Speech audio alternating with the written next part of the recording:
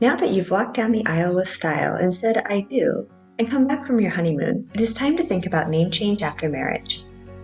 Whether you hyphenate, take two last names, replace your middle name with your maiden name, or simply take your spouse's last name, the married name change process has the same steps to follow. 1. Research your state's name change policies.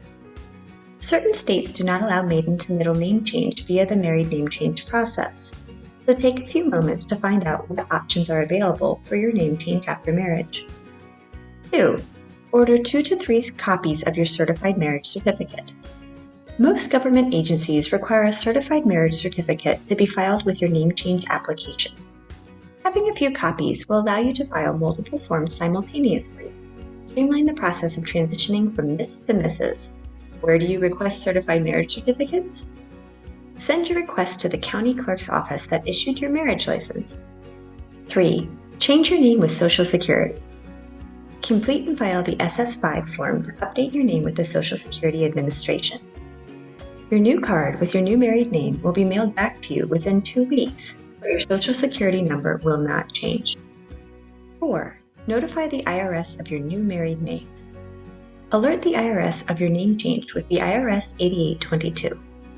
Filing this brief form by mail will ensure that the IRS recognizes your married name and doesn't hold your tax returns, which is zero fun. 5. Update your name on your U.S. passport. Depending on your current passport status, you should complete one of the 3 passport forms. If you've had your passport for less than 12 months, you can file for a new passport in your new married name for free using the DS-5504. If your current passport is more than 12 months old, you should file the DS-82 to update your name. There is a $110 filing fee for your new passport. 6. File for a new driver's license with your new married name. Once your federal forms are filed, it is time to change your name on your license. Be prepared to have a new photo taken, woohoo, and to provide your certified marriage certificate and proof of state residence. Some states will need to see your new Social Security card with your new married name to allow maiden to middle name change. 7. Change your name on your voter registration.